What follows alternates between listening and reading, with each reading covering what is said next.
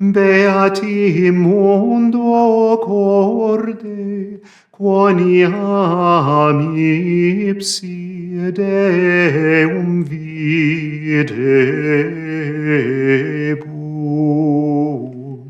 First of all, we need to make a distinction of the fact that Mary and Joseph are in hyper or proto-dulia categories. So they are the saint of saints. Mary is the saint of saints.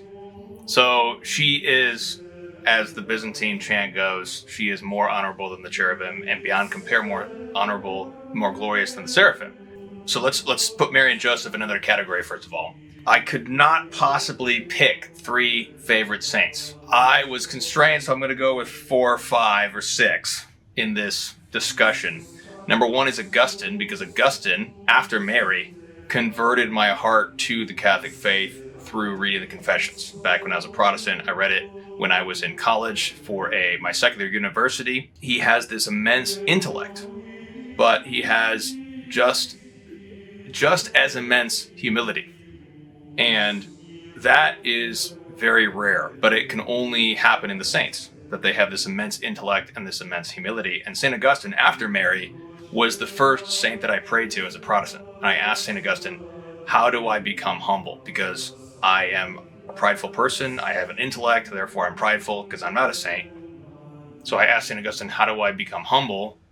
How do I use my intellect for God's glory and not for my own self-aggrandizement? And St. Augustine answered my prayer. He said to me, you have to keep the fear of God before your eyes at all times. And this is what the Confessions is. It's an entire autobiographical prayer to the Lord where St. Augustine brings us into his soul, where the fear of God is before him at all times. St. Teresa of Avila is a favorite saint of mine in particular because the first time I read her autobiography, I for the first time felt like, wow, I could be a saint. And a lot of that had to do with her just incredible awareness of her own interior life and her disposition. Obviously, the interior castle. There's a place where that came from, right?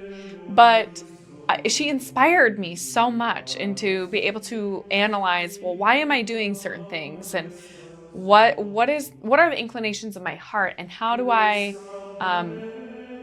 moderate things in a proper way and live a deeply prayerful life. I'm so inspired by that. I hope that I can attain the same kind of prayer life. And so I love my saints. I pick the saints that I turn to the same way that I tend to pick my friends, right? Like my living friends.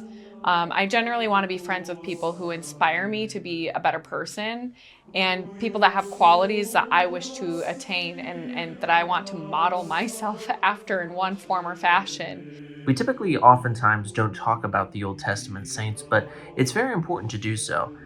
Gideon, this is a story from the book of Judges, in which a young man who was fearful of the enemies of the Lord, in their context the Midianites, was hiding in a wine press when the Lord called him out and basically turned him into a great warrior.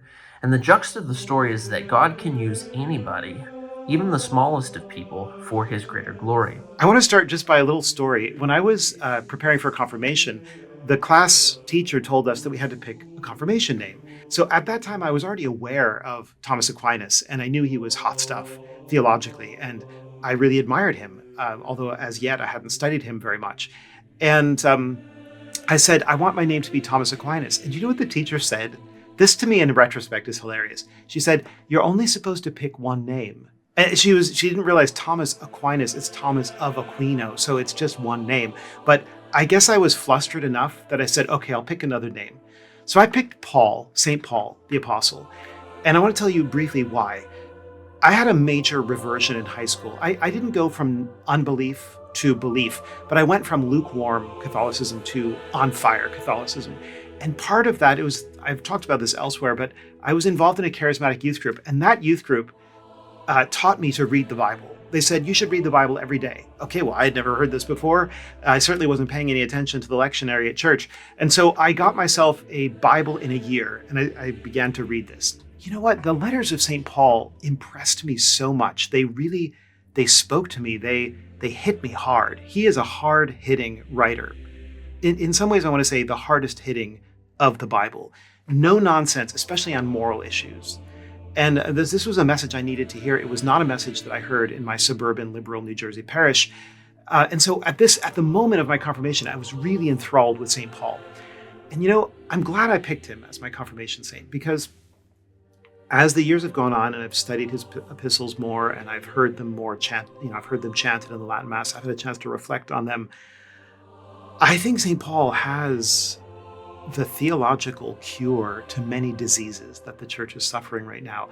And I also think that his example of boldness, parousia, his boldness, his courage in preaching the gospel of the Lord and in going into all kinds of terrible situations and never backing down, but also using cleverness. And sometimes, as he did in one place in Damascus, he escaped in a basket through a window. So he was very clever. He was very courageous. He put all of his gifts, considerable gifts, at the service of the Lord. And I see that as really a model for myself and for everybody who wants to serve Christ and the church in this harrowing time that we're living in. I pray through the intercession of several saints every day, but 3 that I'd like to mention are Edward, Cecilia, and my guardian angel. Edward was a person who was able to stay focused on holiness in spite of all the temptations of royal life.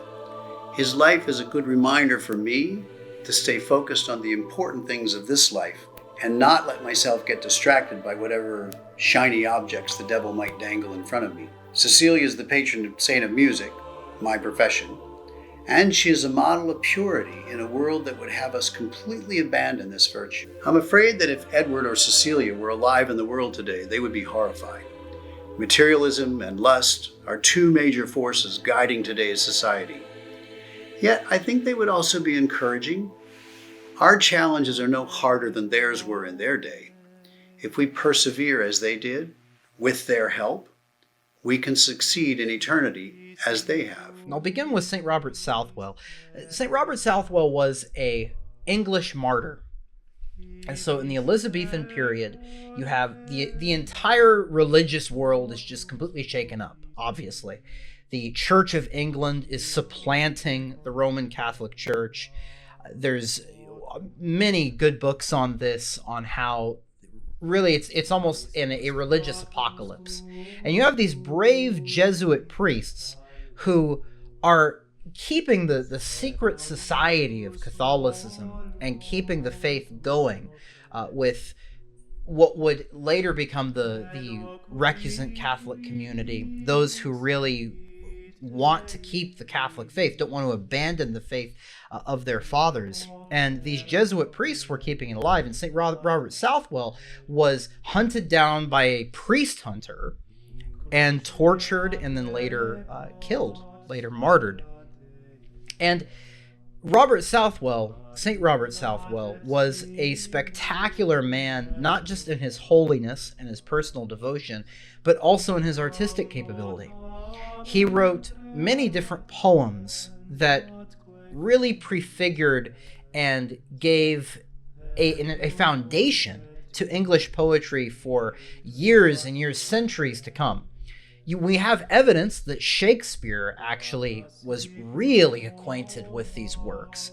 You also have, he's prefiguring what we would later call the metaphysical poetry. John Donne, his great poetry is largely influenced by St. Robert Southwell. A great poem, if you wanted to read something from him, is The Burning Babe. And you see this devotional connection. It's a Christmas poem in many ways. A connection to our Lord Jesus Christ in a spiritual way. And nobody was really writing poetry like this. And it's really profound. And it's something that we Catholics can really have that connection to. A few years ago, I heard a talk by Father Chad Ripperger, and he said, St. Anthony can find anything. And I started to ask St. Anthony to find the income that we needed to go from a dual income home to a single income home. So I asked St. Anthony to find more jobs for me so I could make more money so that my wife could be full-time mom. And St. Anthony just sort of came into my life and started just finding all these things for me. First of all, he found the income, found all the jobs that I needed to make the income so that my wife could quit all of her jobs and just be full-time mom. And then we were looking for a house, and we were praying to St. Anthony. St. Anthony found us a house. And he found us a house, and the house was in the parish boundary of St. Anthony of Padua Parish, which also has a first-class relic of St. Anthony. And as time went on,